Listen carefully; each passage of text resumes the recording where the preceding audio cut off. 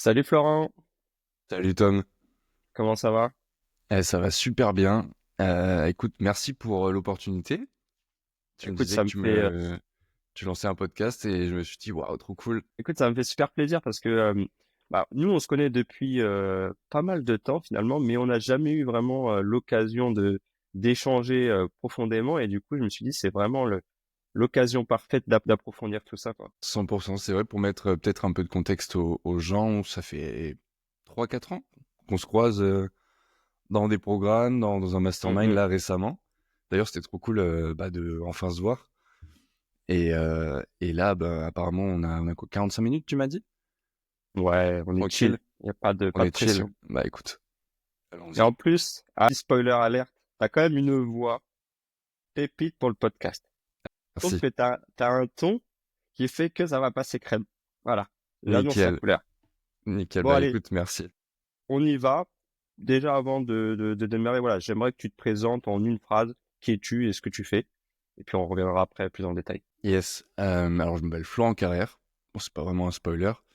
Aujourd'hui, j'accompagne des copywriters freelance dans le développement de leur activité, plutôt sur la partie business, pas forcément les formants au copywriting, même s'il y a une partie aussi qui est dédiée à ça, mais plutôt comment tu fais pour être un copywriter qui va avoir des clients, qui va attirer des opportunités, qui va délivrer un projet de A à Z comme un pro et qui ensuite va pouvoir capitaliser là-dessus pour le bouche à oreille, attirer encore plus d'opportunités, en vivre, se détacher peut-être d'un boulot salarié et tout simplement kiffer son activité comme il en a envie. Yes, trop bien. Bah, on reviendra sur cette partie. D'ailleurs, ça me fait penser, t'es en France là actuellement ou t'es à l'étranger? Actuellement, je suis en France.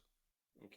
J'ai prévu de repartir en voyage le 30 mars. Je repars en Australie avec mon petit frère et après je vais aller au Vietnam. Pour l'instant, on est en France, on est bien, C'est trop bien. on Ok, profite. parfait. Ça marche. Je démarre toujours les podcasts par comprendre un petit peu le Florent dans sa globalité et notamment dans sa jeunesse. Donc j'aimerais que tu me parles un petit peu de ton cadre familial, comment ça s'est déroulé pour toi dans ta jeunesse, quoi. Ouais.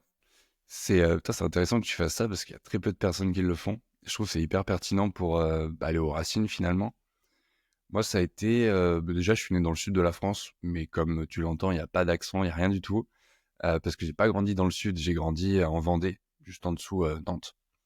Et écoute, enfance plutôt sereine. Mes parents ont divorcé très tôt. Donc, finalement, tu vois, j'ai jamais eu ce papa-maman à côté, même si j'ai eu un beau-père qui est franchement assez incroyable et j'ai jamais manqué de rien.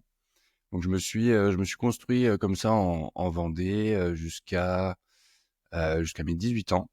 Où à mes 18 ans, il y a eu la question de OK, tu veux faire quoi comme étude?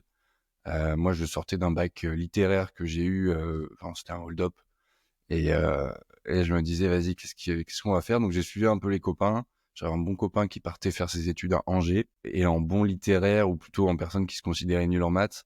Je me suis dit, vas-y, je vais faire LEA, langue étrangère appliquée. Comme ça, Ok. tu gardes les maths à distance. Et j'avais toujours eu une appétence pour les langues. Je kiffais bien l'anglais. Et j'avais pris allemand parce que tout le monde me disait aussi au collège de prendre espagnol. Donc, par esprit de contradiction, j'avais été coché, tu vois, pour, Classique. tu vois, le sale gosse un petit peu. Et donc, j'ai fini. Je me suis dirigé vers Angers où j'ai fait une licence. Et en fait, pendant cette licence, en deuxième année, milieu de deuxième année, on te demande, OK, tu veux faire un Erasmus? Et en fait, je me rappelle, il y avait la carte du monde sur le diaporama au tableau du prof, du prof référent. Et je pouvais aller partout. Là, je me suis dit, ok, ça fait plusieurs années que tu fais de l'allemand, ça fait plusieurs années que t'es zéro en allemand. Enfin, vraiment, à ce moment-là, à la fac, je devais être à 4 de moyenne. Tu vois. Je me dis, Ok. là, c'est le moment, tu vois, de faire un truc avec l'allemand. C'est ta dernière chance. J'ai un peu vendu le truc comme ça, tu vois, à mon prof. Je lui ai dit, écoutez, en plus, il était allemand. Écoutez, je suis zéro en allemand. Donc, vous voyez, il y a pas de, vous le voyez bien. Et je pense qu'il faut vraiment que j'aille sur place pour essayer de m'améliorer. Et c'est comme ça que j'ai fait mon Erasmus en Allemagne, que j'ai pas eu d'ailleurs le semestre, parce que j'ai eu des petits soucis de santé. Et en fait, ça a été ce souci de santé, ça a été la pierre angulaire de tout le reste, parce que ça m'a ouvert sur le voyage. ça m'a aussi obligé à être à l'étranger dans un endroit où tu connais personne à part les étudiants, donc forcément tu dois t'adapter, c'est un rythme à prendre. Et le fait de pas tomber malade, mais en gros je me suis fracturé les deux talons. J'ai dû rentrer en France quelque temps et j'avais déjà payé mon loyer en Allemagne jusqu'à la fin du semestre. Donc je me suis dit, même si niveau cours c'est foutu, autant que j'y retourne parce que il y a encore 2-3 mois de loyer qui sont payés. Et c'est comme ça que j'y suis retourné. Et pendant que les copains ils étaient en cours, moi j'étais dans mon petit appart et je me rappelle avoir tapé comment gagner de l'argent sur Internet. Ok. La Ça, on va y requête, revenir, ça. Ouais. avec plaisir. Le classique. Avec plaisir. Et je suis tombé à l'époque, c'était en 2016-2017, je suis tombé sur le dropshipping qui a été une sorte de révélation. Ok, ouais, il y a des mecs qui font des sommes de ouf en ligne. Donc je me suis lancé, j'ai pris une formation et j'ai regretté en fait parce que moi, je regrette pas avec le recul, mais sur le moment j'ai regretté parce que ça m'a mis un peu dans le dur financièrement. Et en fait, ça a été hyper formateur, pas parce que j'ai gagné beaucoup d'argent, mais parce que ça m'a appris, ça m'a mis un premier pied à l'étrier, tu vois, dans le business en ligne. Mais j'ai réalisé au bout de 8-10 mois qu'en fait, ça me plaisait pas. Le côté argent m'intéressait et m'intéresse toujours, hein, on va pas se mentir. Mais j'étais plus excité par l'opportunité au début, mais pas assez investi pour aller continuer et persévérer là-dessus. Ouais. Ok, cool. Voilà, t'as sauté plein d'étapes par rapport à mes Faut questions. Donc, m'arrêter, faut m'arrêter. non, mais c'est bien, c'est bien. Franchement, ça permet de voir déjà, d'entrevoir le personnage. Je vais juste revenir un petit peu sur ton parcours scolaire. Donc, tu dis que tu as fait plutôt un bac littéraire. Comment, c'était quoi un petit peu le Florent justement du collège, du lycée, où on sait que, bah voilà, c'est des années un peu charnières peut-être dans la rébellion et tout ça. Comment toi tu te situais? Est-ce que tu étais plutôt premier de la classe ou justement tu étais le mec dont on connaissait même pas le nom? Ça se passait comment un peu? J'étais le mec copain avec tout le monde, mais ami vraiment avec personne. Ok. Jusqu'au lycée. Et Jusqu'au comment lycée où là j'ai vraiment trouvé un noyau d'amis que j'ai toujours aujourd'hui et je suis hyper content là, de ça. Mais au collège, ouais, c'était plutôt en mode caméléon, quoi. comment comment tu le percevais du coup? Peut-être qu'à l'époque tu t'en rendais peut-être pas compte, mais pourquoi finalement t'arrivais pas à créer des vrais liens? Parce que c'est quoi? Putain, c'est hyper intéressant d'en parler. Je pense que le fait déjà d'être de l'extérieur, parce qu'en Vendée, c'est quand même très, c'est pas hermétique, mais quand tu connais peu de personnes de base ou que t'es pas de Vendée forcément, il peut y avoir une barrière à l'entrée. Alors, Ok. moi, je pense que j'ai eu de la chance parce que t'es enfant et du coup, quand t'es enfant, c'est peut-être plus facile de créer des liens, enfin, même si les enfants entre eux sont très durs. Donc moi, j'étais plutôt en mode caméléon. J'appréciais bien les gens, je me rappelle, mais voilà, c'était des potes, quoi, tu vois. Ça pouvait s'inviter aux anniversaires, mais bon, j'étais Ouais, pas c'est en la plus. personne qu'on invitait en priorité, quoi. Ok, ça marche. Moi, ça me fait un petit peu écho aussi à mon histoire à moi, donc je comprends bien. Ça roule. Et justement, par rapport à ton parcours scolaire, est-ce que tu as des petites anecdotes comme ça, qu'elles soient positives ou négatives, mais est-ce qu'il y a des trucs qui t'ont marqué, que ce soit au collège ou au lycée, qui aujourd'hui peuvent refaire surface si tu dis, tiens, heureusement que j'ai fait ça, ou pourquoi j'ai fait ça, parce que ça a tel impact aujourd'hui. Ouais, au lycée, non, au collège, j'ai eu le choix de l'allemand. Tu vois, je suis allé à contre-courant et finalement, ça a eu que du positif par la suite, parce que tu vois, première expérience à l'étranger. En Allemagne, j'ai rencontré ma copine actuelle. Tu vois, c'est vraiment une histoire de ouf. Et après, au collège, je me rappelle avoir été marqué par plusieurs professeurs qui étaient plutôt bienveillants, tu vois, qui savaient faire la part des choses. Il n'y a pas de blanc ou noir avec les enfants. Tu sais, je me rappelle, j'apprécie beaucoup, je crois que c'était Monsieur Antoine. Ça devait être au CM2, peut-être bien, qui lui était un peu nouveau prof. Donc je pense aussi de l'extérieur, tu vois, même si on se l'est jamais dit ou même finalement j'en sais rien. Mais il y avait ce côté, il faisait la part des choses et il essayait de tirer tout le monde vers le haut. Et ça, je trouvais ça beau, tu vois, en tant qu'enfant. Euh, et finalement, j'ai réalisé que c'est un peu ma manière de fonctionner aussi. Ok, ça marche, c'est intéressant. Ok. Donc là, c'est bon. On a cerné, on va dire, le personnage de Florent de ses 0 à 18 ans. Yes. Ce que t'as pas dit, ou si tu l'as peut-être dit en intro, mais t'avais aussi du coup un frère. J'ai un petit frère, ouais. T'as un petit frère, ok. Ça marche. Donc, ok, tu pars en Allemagne. C'était quelle ville d'ailleurs? Tu l'as peut-être pas cité. C'était Wuppertal. Ouais, je C'est connais. le, c'est le Angers allemand. Ok. Donc c'était pas une grosse ville avec C'est, ville étudiante, des choses comme ça. alors en fait, c'est une ville qui a, elle a de la chance parce que aujourd'hui, tu vois, on en dit que c'est le nouveau Berlin Ok. parce que en fait, elle est posée au fond d'une vallée. L'hiver, il fait froid, il y a de la neige, ça caille. L'été, tu meurs de chaud. Et elle est entre Düsseldorf, Dortmund, Bochum, qui sont vraiment trois des plus grosses villes de la région. C'est dans l'ouest de l'Allemagne, donc tu vois, c'est trois piliers de l'économie. Et c'est une ancienne ville industrielle. Donc forcément, tu vois, peut-être les 30 dernières années, il y a eu un peu un rejet de ce genre de ville parce que bah, avec la nouveauté, la modernité, tout ça, là, il y a un retour un peu au côté brut, j'ai l'impression. On apprécie de plus en plus ça et du coup, la ville renaît, d'où Nouveau Berlin. Et moi, Mm. j'étais là-bas, il y avait une grosse fac, mais après, c'est vrai, il y a pas 1000 choses à faire. Ouais. Ok. Ça marche.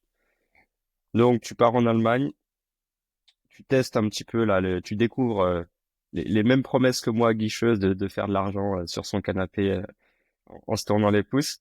Euh, Est-ce que tu es parti directement dans le monde digital, dans le monde du business en ligne, ou est-ce que tu as eu peut-être un job avant, un job de salarié, et tu as eu cette transition? Ça s'est passé un petit peu comment? Ouais, j'ai eu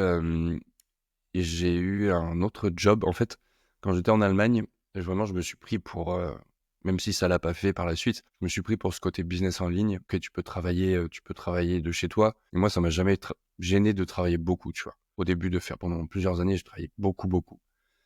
Mal aussi. Mais à côté, j'avais un job étudiant chez Darty, au service après-vente, où en gros, les gens viennent te voir. 70% du temps, c'est un problème parce que c'est le SAV.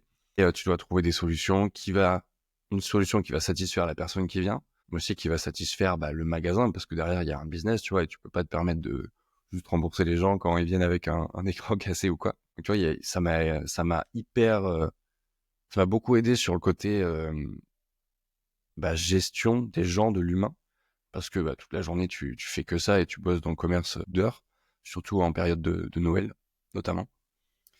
Et donc le deal avec mes parents, c'était en août 2018. Ouais, 2018. Je leur ai dit, OK, j'ai un truc à vous proposer. Vous me donnez 1 an pour vivre de mon truc sur Internet.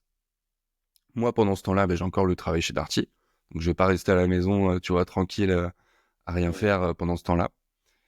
Et, euh, et je suis jamais retourné à la fac. C'était mon deal avec eux pour, du coup, pas retourner à la fac, qui me laisse 1 an. Et finalement, tu vois, j'ai fini chez Darty. On devait être en juillet 2019, non, janvier 2019 du coup. Euh, j'ai fait de l'usine après, toujours en essayant de monter mes petits e-commerce. Ça fonctionnait pas. Ce que je me suis dit, c'est OK, il y a un problème. C'est que je vois bien qu'au début d'un projet, je suis hyper enthousiaste, mais au bout d'une semaine, quand je vois que les premières pubs, elles fonctionnent Ça pas, s'essouffle. Ouais. tu vois, ça s'essouffle. Donc je me suis dit, OK, je fais le bilan, remise en question. Qu'est-ce que j'ai appris de ça? Bah, je sais monter des boutiques e-commerce en une journée, aucun souci. Je sais un peu faire des fiches produits. Vas-y, je vais commencer à faire des fiches produits sur une plateforme de freelance. Et c'est comme ça que je me suis lancé ensuite sur 5euros.com, qui est aujourd'hui comme. Oui, c'est quand même. Ouais. Et donc ça, c'était mi-2018, c'est ça? Alors ça, c'est du coup, on arrive à l'été 2019. Ok. Donc un an après. Moi, je trouve t'as osé. Je trouve c'est intéressant parce que t'as entre guillemets osé poser un cadre vis-à-vis de tes parents. Tu vois, moi, c'est un truc que j'ai caché, par exemple. J'ai pas dit que j'avais eu ce job de copywriter en plus de mon taf. Tu vois. Alors que toi, à l'inverse, quand t'étais encore au lycée, donc en études, par exemple, la situation était peut-être un peu différente. Ça montre peut-être que tu avais quand même une bonne relation de confiance vis-à-vis de tes parents, quoi. Bah, vis-à-vis ce deal-là, à la base, je l'ai fait avec ma mère et mon beau-père. Et je suis hyper reconnaissant envers eux parce que depuis tout petit, je crois qu'il y a eu une sorte de confiance, d'autonomie qui s'est installée. Tu vois, pour la petite anecdote, on partait l'été au camping, je vais avoir 10, 11 ans. Ils me laissaient, tant que je restais dans le camping, ils me laissaient jusqu'à minuit, 1 heure. Et bien souvent, mes potes, tu vois, ils avaient 3, 4 ans de plus, juste avec les plus âgés. Tu vois, il y a eu cette dynamique très tôt, ils m'ont laissé beaucoup d'autonomie, dans un cadre toujours, mais tant que je faisais pas de la merde, ça se passait Hmm, bien. d'accord. Ok. Euh, si on doit essayer d'instaurer des choses, ça a été quoi pour toi le déclic qui a fait que, tiens, j'arrête vraiment les études et je vais me concentrer sur le business en ligne?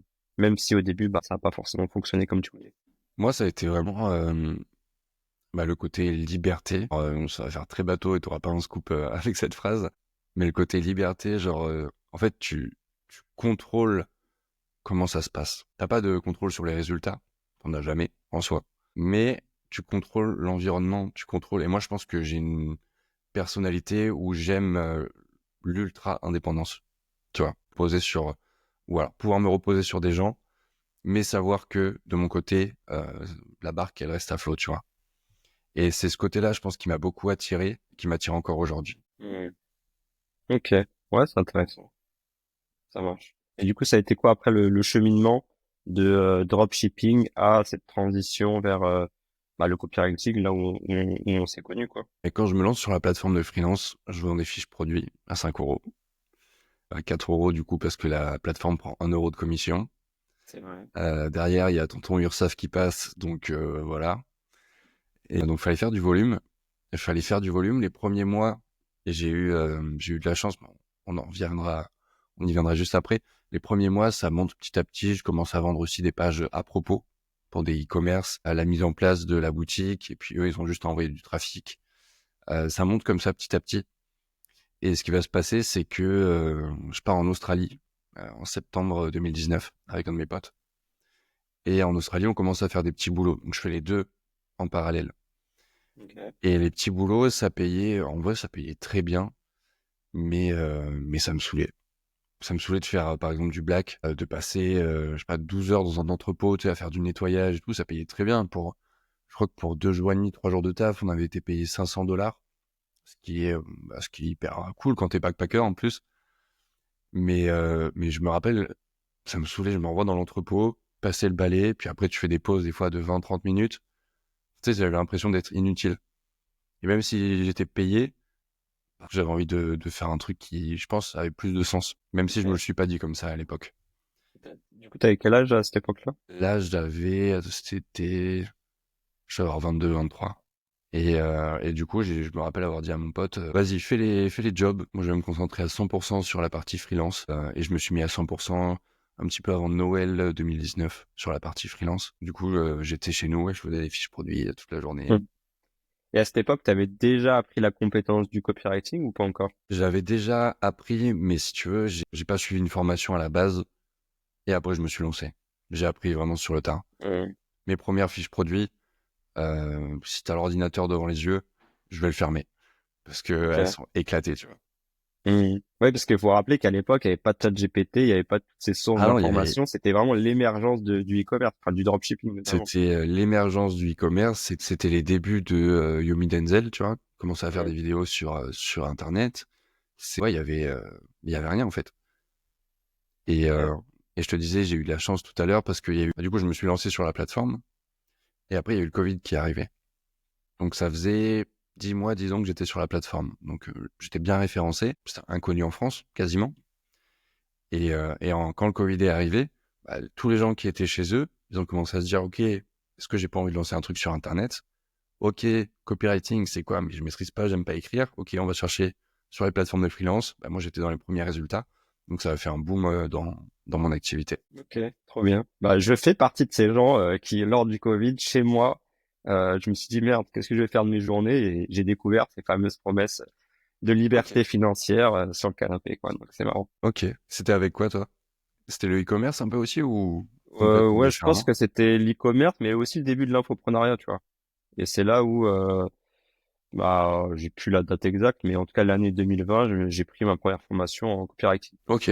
Je trouvais que ça collait, même si je savais pas vendre, j'aimais pas la vente, je trouvais que ça collait en fait avec ma personnalité, un peu introverti, qui justement un peu une façon détournée de faire de l'argent caché, tu vois. J'aimais bien être caché. Il y a beaucoup de copywriters qui sont un peu, ils aiment être dans l'ombre.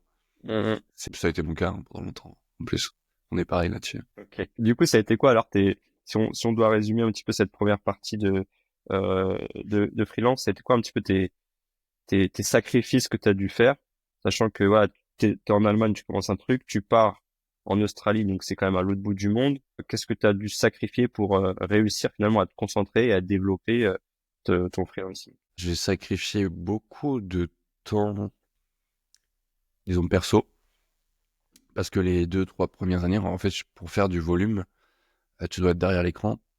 Et vu que ton volume, c'est des petites sommes, tu dois faire beaucoup, beaucoup de volume. Mm.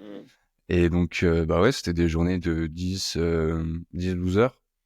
Je me rappelle, là, tu vois, je suis chez mon père ici.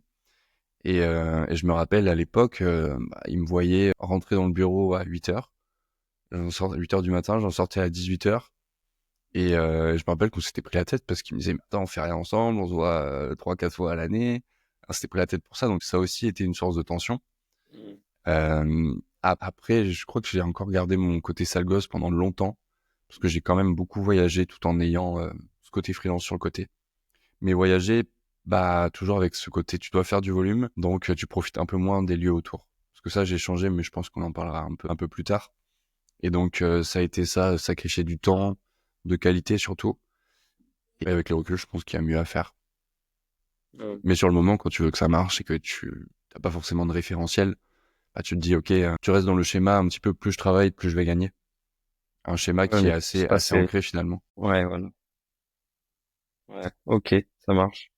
Du coup, concrètement aujourd'hui, ça ressemble à quoi un petit peu tes horaires, enfin, ton train de vie, ça ressemble à quoi tes journées de travail finalement? Qu'est-ce que tu fais de ta journée au niveau de travail et puis après niveau perso? Journée de travail, enfin journée type, ça va être le matin, réveil entre 6 heures et 7 heures.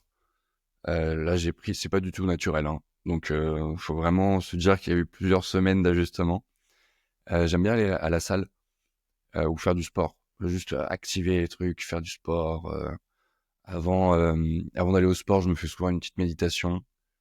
Et après le sport, taf la matinée, parce que moi, je sais que comment je fonctionne, c'est le matin, je vais être créatif, je vais avoir du jus. Par contre, ma jauge, elle va vite s'épuiser, tu vois, en termes de créativité. Donc le matin, c'est vraiment focus là-dessus. Là, on est ensemble.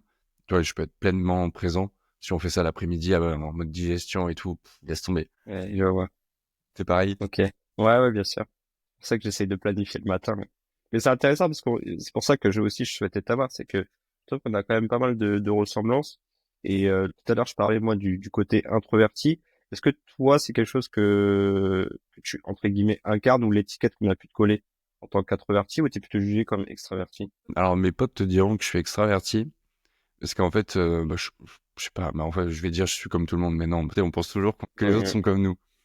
Mais non, je pense que j'ai plusieurs barrières à passer.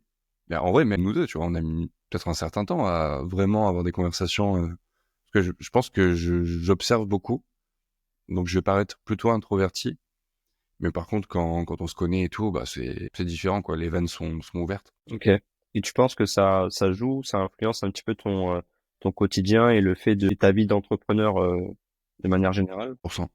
Tu vois, tout à l'heure, tu parlais du côté on aime bien être dans l'ombre. Ouais, pendant longtemps, je pensais que j'étais fait pour ça, en fait. Et depuis, Ok. je sais pas, depuis un an, peut-être 1 an et demi, avec du travail sur moi, tout ça, bah, j'ai réalisé que non.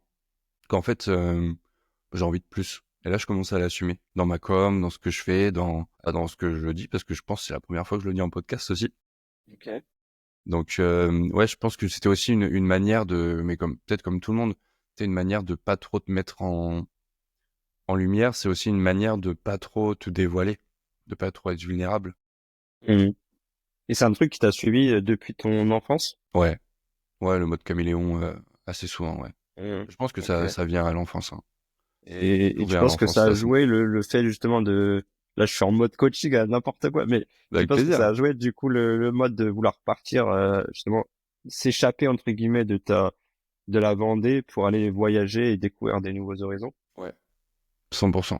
Le, le voyage en Australie, je partais parce que c'était une période où j'allais pas forcément bien. Je m'étais séparé de ma copine de l'époque. Et je me disais, raccourci classique, vas-y, je pars à l'autre bout du monde. Mes problèmes, Mhm. ils ont pas de billets. Donc, ils vont rester là, tu vois. Ils vont pas venir avec moi. Ok. Pas du tout. Ouais, Mais c'est un peu plus complexe. ouais, c'est un peu plus complexe. Mais ouais, le côté... en vrai, c'est c'est une manière de se tester, hein, je trouve.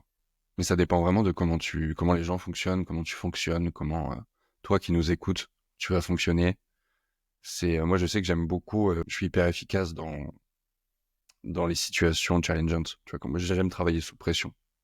C'est, je sais pas, c'est un truc, ça me fout la patate, tu vois. Tant que tu arrives à cerner en fait qui tu es et la façon dont tu travailles et que tu es le plus efficace, tant mieux, hein. Ça, c'est une phase d'introspection, je pense que tout le monde doit avoir. Et c'est ce qui permet d'être le plus efficient possible, en fait. 100%. Yes. Trop bien. Bon, maintenant, on va parler un petit peu de l'actuel. Allez, Euh, Tout à l'heure, du coup, t'as dit que t'accompagnais les copywriters. Euh, Concrètement, voilà, qu'est-ce que tu veux? qu'est-ce que je vends? Je vends un programme d'accompagnement sur 3 mois. Alors ça peut être un peu plus court si jamais la personne est assez avancée et qu'elle n'a pas besoin de repartir de zéro ou si elle part pas de zéro. Et ce programme, c'est hyper simple. C'est qu'il y a une plateforme sur laquelle elle va avoir des vidéos. C'est du hybride. Et en parallèle de ça, elle va avoir accès à moi. C'est-à-dire si elle a des questions supplémentaires, plus des coachings toutes les semaines. Et l'idée, c'est que là, je te vends pas les bénéfices, là, je te vends les caractéristiques.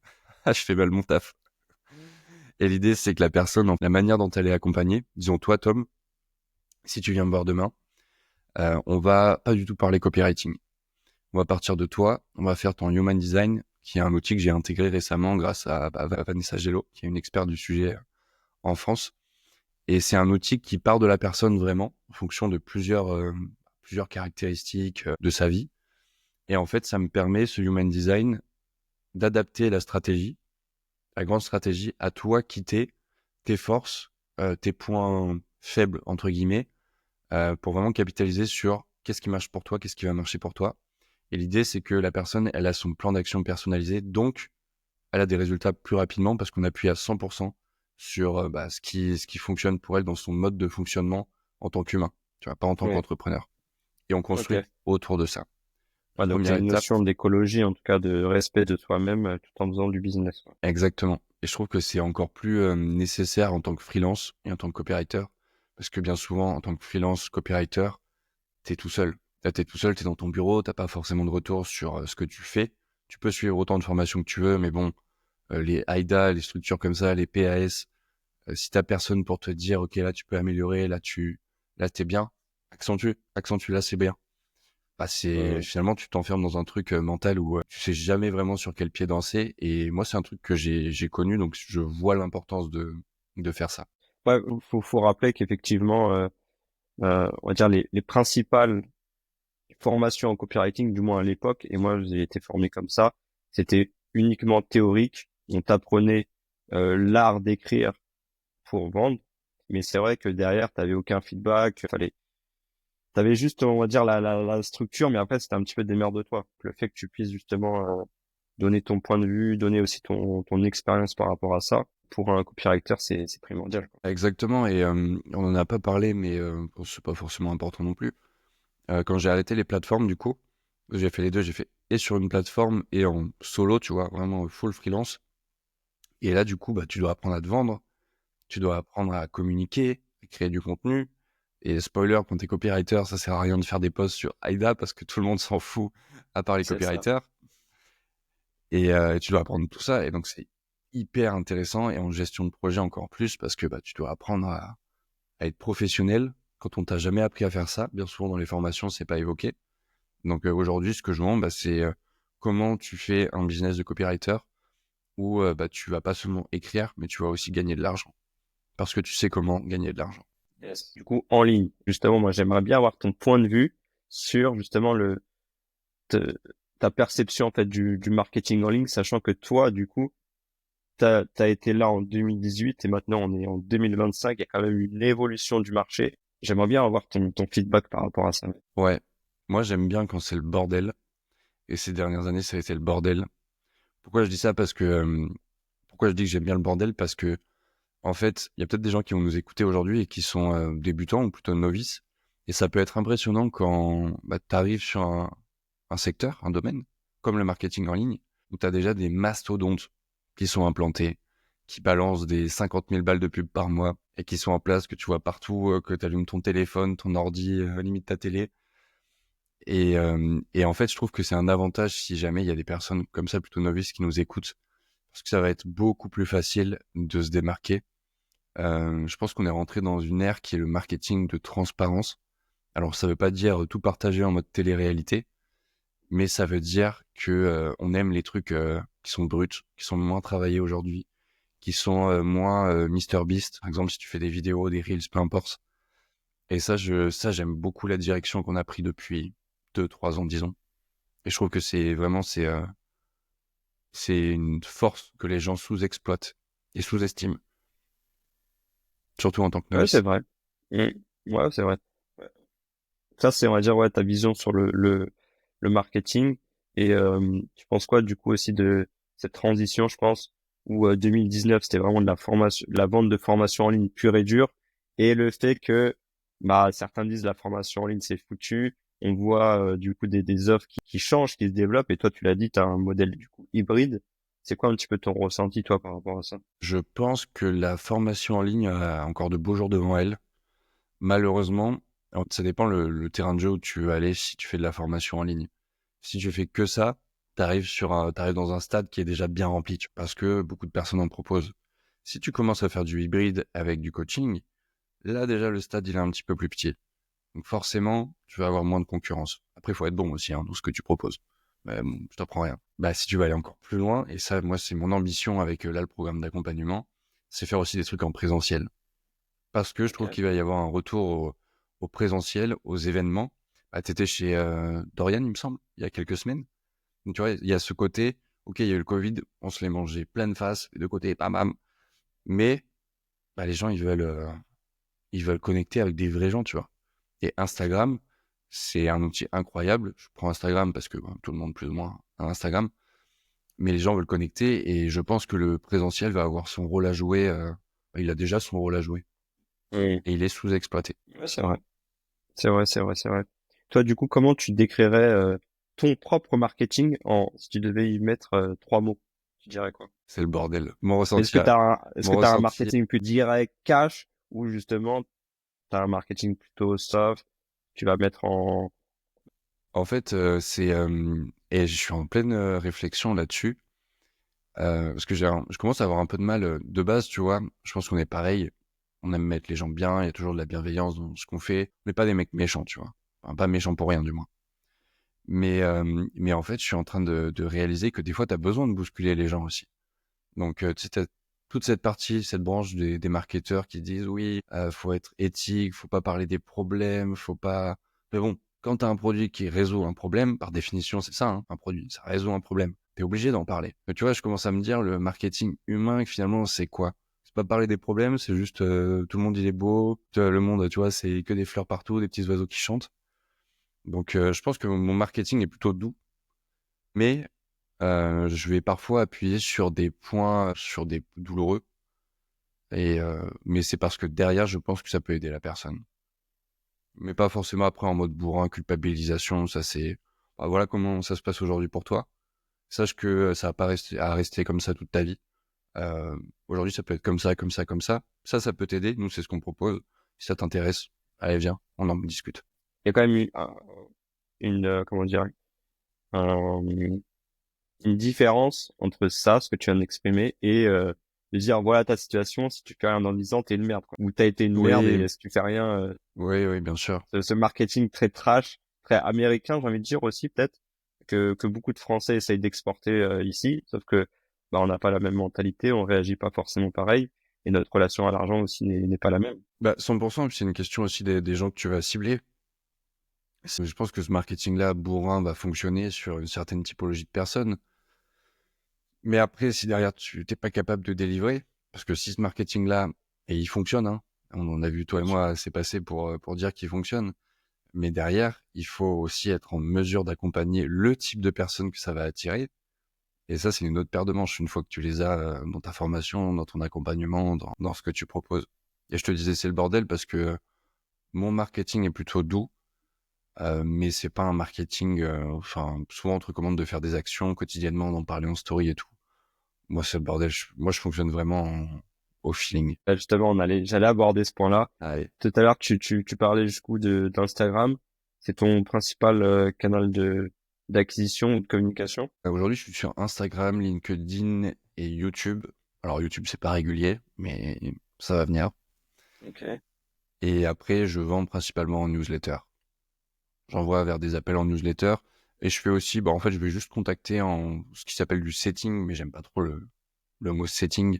Moi, je vais juste discuter avec les gens qui me suivent, qui réagissent au post. Mais ensuite, si c'est pertinent, je leur propose un appel. Ouais, t'as pas de tunnel de vente hyper complexe. Simplicité, c'est la meilleure chose parfois. Ok. Full orga du coup? Ou tu fais un peu de Full pub? orga. Et j'ai testé un peu de pub grâce à ta formation d'ailleurs. Je Oui, sais c'est pas vrai. si je Hein. te l'avais dit, vraiment cool. Ça m'a ramené une centaine de personnes en un mois, avec un budget de, je crois que j'étais à 5 ou 10 balles. Je crois que j'étais à 10 balles Ok, par ouais, jour. le minimum. Ouais. Ouais, le minimum. J'ai vraiment suivi ta formation. Quand on suit une formation, moi, c'est vraiment, tu suis à la lettre. Parce que si tu mets un petit truc en plus à ta sauce, ou un truc que tu te dis, ah, ça, c'est peut-être mieux, bah, finalement, t'as pas les résultats. Et j'ai attiré une centaine de personnes dans la newsletter en un mois. Après, j'ai pas renouvelé parce que j'ai eu d'autres investissements et je voulais vraiment me focus là-dessus. Mais plutôt orga du coup, aujourd'hui. Je vais reprendre la Et pub.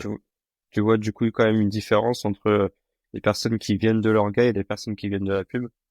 Et comment toi t'arrives à ajuster ton message aussi par rapport à ça? Ouais, alors, c'est pas un travail que j'ai fait. C'est-à-dire qu'en newsletter, moi, j'essaye un maximum de donner du moi, tu vois. Alors, il y a les principes marketing, un seul message par email, un seul, bien sûr. Ouais. Mais j'essaye vraiment, en fait, moi, quand t'arrives chez moi, c'est, tu vas accrocher ou tu vas pas accrocher, ce qui est complètement ok.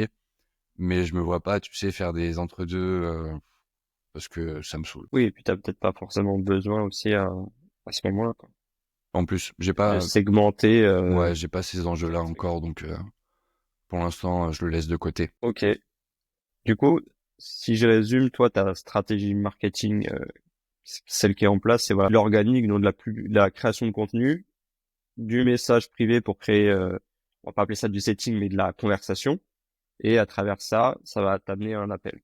C'est-à-dire que grosso modo, c'est ça finalement ton tunnel. Exactement. Et du coup, le fait d'avoir mis ça en place, c'est la meilleure stratégie pour toi en termes de conversion, mais aussi de manière. Tout à l'heure, on parlait d'écologie. C'est un truc toi qui te convient parfaitement, cette stratégie. Alors, parfaitement pour l'instant, parce que je prends que 5 personnes par mois. 5 nouvelles personnes. Donc, tu vois, j'en ai maximum 15 sur 3 mois, la durée d'un accompagnement. Ok. Pour l'instant, je suis tout seul. Donc, j'ai pas encore de gros sujets, tu vois, parce qu'il y a plus de monde. Mes sujets à moi, j'arrive à les gérer tout seul. La stratégie convient à ce qui se passe actuellement.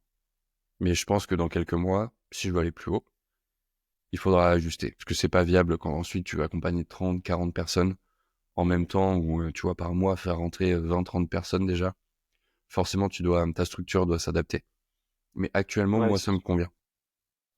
ok. Je trouve ça important aussi de rappeler ça parce que beaucoup, enfin, on voit beaucoup de communication ou qui mettent l'accent sur le fait de faire des challenges. Là, en ce moment, c'est les challenges qui sont à la mode. Sauf que challenge, ça demande quand même beaucoup d'efforts, beaucoup d'organisation, et surtout, ça demande aussi une compétence de communication et le fait d'être en live, de transmettre de la valeur. Ça, ok, c'est une chose, mais de passer aussi en mode vente. Et ça, si t'as pas travaillé là-dessus, enfin, cette compétence-là, je trouve que c'est très difficile pour certains entrepreneurs. Quoi. Souvent, quand tu es entrepreneur, tu regardes un peu ce qui se fait, puis tu regardes les gens que tu suis, et puis les gens que tu suis, ils font des trucs qui fonctionnent. Sauf que des fois, les gens que tu suis, ils ont une équipe derrière. Ils ont 20, 30 personnes qui s'en occupent. Et toi, quand t'es solo, peut-être t'as une assistante virtuelle, ou t'as une petite équipe de 5, 6 personnes, bah c'est pas adapté en fait à ça. Même si de l'extérieur, bah tout paraît parfaitement rodé et tout. Pour avoir vu beaucoup de business en coulisses, c'est rarement parfaitement rodé, hein. Comme on dit, hein, le marketing, c'est vraiment du marketing parce qu'effectivement, entre ce que les gens voient de la réalité et les coulisses, parfois, tu te dis, c'est le nuit et jour, quoi. Bah oui, oui. Et en fait, vraiment, moi je pense qu'il y a un truc à retenir de tout ça, c'est que une stratégie marketing qui fonctionne pour quelqu'un d'autre, elle fonctionnera pas pour une autre personne, même si l'autre personne, elle applique tout à la lettre. Je crois que c'est Peter Thiel, le gars qui avait cofondé Facebook. Il disait dans une conférence qui est présente sur YouTube, d'ailleurs, c'est une dinguerie ça, parce qu'il donne des pépites, et il disait, ben, deux personnes avec la même stratégie, dans les mêmes conditions, vont pas réussir de la même manière, parce que tu as le facteur humain qui va rentrer, leur propre facteur humain qui va rentrer en compte, et donc ça amènera pas au même résultat, même si tout est fait exactement de la même manière. Ouais, c'est super intéressant. Du coup, ça me fait un petit peu rebondir, mais avec ton expérience là depuis du coup 7 ans, t'es en ligne, Ouais, 6 ans, disons. 6 ans. C'est quoi un petit peu on va dire ton plus gros coup marketing que t'aies pu faire? Que ce soit quand t'étais freelance pour du e-commerce, quand t'étais copywriter, ou là dans ta transition d'accompagner les gens. Mon plus gros coup marketing, c'est d'avoir fait une liste des 100 personnes, la fameuse Dream List, avec qui je voulais bosser. Alors, j'avais pas 100 personnes, hein, je devais avoir 30, 40 personnes. J'ai envoyé une carte postale aux 5-6 premiers et j'avais pas de client en copywriting à l'époque. Je sortais de la plateforme. Et j'ai signé le client tout en haut. Oh, bien. Et tu penses que la carte postale a été le déclic? J'ai contacté que comme ça. C'est le seul message. J'ai pas envoyé de DM, de trucs en plus. En fait, ce qui s'est passé, c'est que j'ai envoyé les cartes postales. Je sais que cet entrepreneur, c'est un dans l'IMO. Je crois que tu sais qui c'est. Je peux pas trop en parler parce que je travaille encore avec lui. Si tu penses immobilier en France, tu penses à lui. Ok. Et t'as peut-être été à son festival récemment à Et- Paris. Je sais que lui, il compartimente énormément. Quand tu lui envoies un DM, il va pas te répondre. Tu vois, pour prospecter encore moins. Et donc l'idée, ça a été de voir pourquoi il était comme ça. Donc t'écoutes des podcasts. Ça, c'est un truc que je recommande à tout le monde. Si vous voulez prospecter quelqu'un ou entrer en contact avec quelqu'un qui qui est à un niveau de business où tout est compartimenté, où vraiment l'email sur son site, ça va pas être lui derrière qui va répondre. Allez écouter des podcasts, prenez le temps de cerner comment la personne, elle réagit, elle pense, ce qu'elle met en priorité. Lui, c'est la gestion de son temps. C'est-à-dire que le taf, c'est le taf. Par contre, le perso, c'est le perso. Et il délègue un maximum pour justement se dégager du temps perso. Et donc, c'est exactement de ça que je lui ai parlé dans la carte Ok. postale. Je lui dis salut, j'adore ce que tu fais, grosso modo, hein. J'adore ce que tu fais. Voilà, aujourd'hui, je fais ça. Donc, si jamais tu as des besoins, moi, ce serait un plaisir de t'aider pour t'aider à dégager plus de temps et à aller vers, je crois que son objectif à l'époque, c'était plus de voyages. Ok. C'est Mais parti. ça, c'est pépite, ça. Bah, on en revient à la connaissance finalement de notre client cible. On n'en a pas abordé parce que c'est Bah ouais. abordé sur toutes les plateformes et dans toutes les vidéos, mais plus tu connais la personne avec qui tu as envie de travailler, plus le message sera fluide, quoi. Et aujourd'hui, tu vois, il y a probablement des copywriters qui vont écouter ça. Donc aujourd'hui, sachez que les gens sont pas prêts à faire ce genre de trucs. Genre votre concurrence aujourd'hui, elle est pas prête à faire ça. Donc si vous faites ce petit pas en plus, ça veut déjà un énorme avantage sur tous les autres. Et la question, c'est pas vraiment d'être meilleur que tous les autres, mais c'est de savoir vous placer là où les autres sont pas, justement pour, par effet de contraste, mieux ressortir et avoir plus de chances de capter l'attention de la personne. Et le Bon, sujet, c'est jamais de signer la personne, hein. La première étape, c'est de créer une connexion avec la personne. C'est déjà rentrer dans son radar. Après, c'est du radar, on peut susciter son intérêt. Et après, on va parler vente. Quand vous voyez que vos intérêts sont alignés et que vous pouvez aider. Souvent, on essaye de passer de je rentre en contact, à ça y est, on se marie, on travaille ensemble pendant des années. donc stop les messages de prospection où je vais pas envie de te faire perdre ton temps, j'ai une vidéo qui te fait avoir 30% de plus de conversion. Stop, Non, non, arrêtez. au contraire, continuer, ça nous fait des stories à mettre. Des fois, je suis pas inspiré, je vais piocher là-dedans. Ouais, c'est fou. Ah non. Est-ce que si on fait le bilan un petit peu là de ton parcours, soit de ta jeunesse jusqu'à aujourd'hui, est-ce que tu penses que voilà, t'as atteint des rêves? Et est-ce que tu penses avoir entre guillemets réussi, sachant qu'encore une fois, la définition du succès, elle est propre à chacun. Mais voilà, si tu devais te faire un feedback à toi-même, comment tu te situes? De 0 à 10, je vais faire la PB. De 0 à 10, comment tu te situes? Je suis à 10. Je suis à 10 sur ce que le Florent il y a 10 ans voulait. Je suis à 4 sur ce que le Florent de maintenant veut. Ok. C'est-à-dire que là, l'objectif, c'est... Putain, j'en ai jamais parlé en podcast. Toi, t'as des exclusivités. Trop bien, écoute. Content. Non, mais ça fait du bien. Et les gens, des fois, on est un peu en mode... Ah, c'est peut-être trop gros ce que je suis en train de penser ou ce que je veux. Et je trouve que c'est bien de le matérialiser en le disant. Le pouvoir de la parole, c'est assez fort. Ou de l'écriture. Quand tu le mets sur papier, tu sais, ça devient tangible. C'est vrai, quoi. C'est plus C'est juste vrai. une pensée qui est dans la tête. Et moi, là, l'idée, c'est d'en faire CopyTribe, c'est mon accompagnement, c'est d'en faire le meilleur pour les copywriters. Mais le meilleur, tu vois, c'est un peu C'est un peu flou. C'est quoi au juste le meilleur? Moi, ce sera pas le meilleur pour le nombre de personnes que ça a accompagné, parce que c'est trop facile de faire rentrer des gens avec des promesses marketing et derrière mettre une garantie. Voilà, dans 6 mois, si t'as pas les résultats, on te rembourse. Et on fait passer ça sous le tapis et vas-y, on se serre la main et on passe à autre chose. Non, moi, je veux que ce soit le meilleur parce que je veux que 100% des gens qui sortent de cet accompagnement, ils aient des clients et ils vivent à 100% du copywriting. Et ça, c'est beaucoup plus dur à faire, je trouve. Donc, dans un premier temps, ça va être ça. Après, après, je vais ouvrir un lieu pour rassembler. Parce qu'on parlait un peu de voyage tout à l'heure. Je trouve que quand tu voyages, c'est cool, tu vois plein de choses. Mais après, c'est des cycles. Et là, je rentre dans un cycle où j'adore voyager, je veux partir en voyage, mais je veux être la personne dans quelques années, je pense, qui va rassembler des gens, des entrepreneurs, créer un lieu, une sorte de sanctuaire, sans tomber dans le côté gourou, mais un sanctuaire où, tu vois, les gens peuvent venir, travailler ensemble, échanger, connecter, proposer du breathwork, tu vois, pour vraiment Ok. englober toutes les parties de l'entrepreneuriat. Et il y a la santé mentale aussi, que je trouve Ouais, c'est vrai importante. qu'on n'a pas abordé ce sujet, mais c'est primordial dans la longévité Exactement. de notre business et puis de nous-mêmes, quoi. Donc c'est un peu l'ambition là. Donc 4 pour la personne actuelle. Mais 4, je suis heureux quand même, tu vois. Parce que Ouais, ouais, ouais, ça se c'est quand ressent de même toute façon stylé. dans notre échange. Je trouve ça cool, tu vois.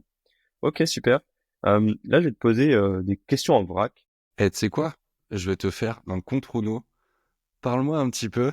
Là, sur 10, t'es comment, toi? Ouais, je t'ai pas préparé à ça. Bah, ça va être trop bien, ça va être brut, du coup, ce que tu vas me dire. Punaise. Euh, Tu me mets tu pas me de mets mal. marketing autant, hein.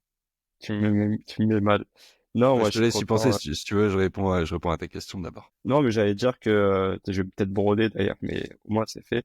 Mais je vais dire que je suis à 9 euh, par rapport à qui j'étais ou d'où je pars. Parce que déjà, je suis toujours insatisfait de moi, donc je me mettrai jamais 10, mais ça, c'est un long débat. Donc 9 parce que voilà, je pars de, voilà, j'ai aussi mon histoire de vie. C'est pas le moment forcément d'aborder ça, mais je trouve que euh, je suis impressionné de qui je suis devenu, même s'il y a encore une grosse marge de progression. Donc ça, c'est sur la personne. Et après, sur la partie, on va dire, business, je me mettrais un petit 6 ou 7. Je sais que j'ai encore, comme toi, je pense que j'ai encore des choses à accomplir. Je suis encore, moi, dans un mode, on va dire, prestation de service. C'est pas que j'ai pas osé faire autre chose, mais pour l'instant, c'est vraiment l'expertise que j'ai envie d'approfondir en tant que, du coup, CMO. Et c'est là où je sens que je suis bon. Mais voilà, je sais que c'est pas, c'est pas mon propre business. Tu vois, je travaille pour les autres, je kiffe ça, mais je crée pas entre guillemets un actif. Et je sais que c'est pas mon propre truc à moi. Et voilà, peut-être que dans quelques mois, quelques années, je vais ressentir le besoin de créer quelque chose qui soit moi, quoi. Et donc peut-être potentiellement dans quelques temps, j'opterai pour un nouveau positionnement, quoi. Ouais, bah, c'est un cheminement après. Mais c'est déjà bien que tu mettes le doigt dessus, hein. En vrai, Clairement. je pense qu'on est pareil là-dessus, c'est progressif. T'en viens à réussir dans ce que tu fais, peut-être pour les autres. Puis finalement, tu réalises que, en fait, c'est bien d'avoir son business. Bah, je t'apprends rien, hein. T'es peut-être là depuis plus longtemps que moi en termes d'avoir ton business et accompagner, toi. Mais je trouve ça bien l'évolution. Hâte de voir où ça va mener. Yes. Bah, on verra. On se tiendra au courant. Bon, on va terminer là-dessus sur justement les petites questions en vrac. L'idée, c'était de un peu relâcher la pression, même si ça s'est plutôt très bien passé, et apprendre un peu plus à te connaître. Donc, c'est des questions un petit peu bateau, mais voilà, je te demande pas de réflexion, je te demande pas d'argumenter derrière, mais juste de répondre ta préférence, quoi. Ok. Alors, c'est des petites questions au petit-déj. Si tu prends un petit-déj, bien évidemment, t'es plutôt sucré ou salé? Hmm, je prends pas de petit déj. Ah, Café sans sucre. faut que j'arrête avec cette question. Premier café de la journée, café sans sucre. Donc, café ou thé, t'es plutôt café sans sucre. Ok. Ton film ou ta série préférée? Mon film préféré, c'est A Beautiful Mind avec Russell Crowe. Un homme d'exception en français. Ok. Intéressant. Je trouve qu'à chaque fois, petit aparté, chaque film, ça, qu'on préfère, notre film préféré a toujours une relation particulière avec nous, notre envie, notre histoire et tout. Donc, je trouve que c'est vachement intéressant. Ok. Fin de l'aparté. Si tu devais partir en vacances, t'es plutôt mer ou montagne? Ok. Du coup, tu l'as dit tout à l'heure, mais tu préfères travailler le matin ou le soir? Attends. Ok. Plutôt lire un livre ou écouter un podcast? Lire un livre. Ok. Même si j'écoute plus de podcasts que je lis de livres. Ça marche. Tu préfères du coup travailler dans le silence ou avec de la musique? Musique classique. Classique. Ok. Et t'es plutôt organisé ou t'es plutôt en mode freestyle? Freestyle organisé. C'est-à-dire, il y a des grandes lignes directrices et je m'autorise à aller jouer avec les bords de chaque côté. Mais il y a un certain cadre. Ok. Une dernière question, on parle un peu d'argent. Tu vas faire 1 million cash ou 10 000 euros par mois? Ah oui. 10 000 euros par mois. Ok. Pendant combien de temps? J'ai avis à vie. À vie? Ouais, 10 000 euros par mois. C'est bien. Top. Écoute, on va terminer ce podcast. Franchement, on a fait quoi? 55 minutes, c'est bien. Ma dernière question, en fait, c'est tout simplement de savoir si tu as un dernier message à faire passer. Voilà, je te laisse libre. Ouais, je vais te laisser sur la citation qui, moi, me drive depuis un an et demi maintenant. Parce que des fois, quand tu as un business, c'est dur de t'en rappeler. C'est ne te juge pas sur les fruits que tu récoltes, mais sur les graines que tu sèmes. Et ça, quand tu fais ça au quotidien, après, forcément, à un moment, tu vas récolter. Mais des fois, surtout quand t'es dans le dur, moi, je sais que ça m'aide beaucoup. Quand j'ai pas les résultats que je veux, quand un client, il me dit pas, je vais réfléchir, alors que je sais que je peux l'aider. Et ok, sème, sème, sème, et juge-toi là-dessus. Même si Et tu tôt ou sèmes pas tard, beaucoup, hein, jour après jour. L'idée, c'est pas d'être à 100% tout le temps. L'idée, c'est même les jours à 50%, si tu donnes 50%, t'es à 100%. Mais c'est de vraiment se remettre le projecteur sur ce que tu contrôles et pas sur les facteurs extérieurs. trop bien. Écoute, merci pour le mot de la fin. On mettra en dessous, je sais pas où, commentaires dans les descriptions, ton principal canal de com si les gens veulent te suivre. Et puis même ton Calendly ou si les gens veulent, si des copywriters nous écoutent et qui sont intéressés par l'accompagnement, on a un petit rendez-vous avec toi. Si jamais il y a des copywriters qui sont intéressés ou qui veulent en savoir plus, on va mettre un mot magique. Ça, je kiffe faire ça dans mes collabs. Vous mettez un mot magique. C'est quoi le premier truc que tu as sur ton bureau là? Un pot. Il faut se plaindre. Plante, ok. Vous m'envoyez plante en DM. Je saurai que vous venez d'ici et j'aurai un truc pour vous. Ça, c'est vraiment un discours marketing au Ça, pépite. ouais, c'est un petit dada que j'ai à faire avec ses clients Nickel. aussi. Ça marche bien. Bien. Bah, écoute, je te souhaite le meilleur et puis à très vite. Merci pour l'invitation.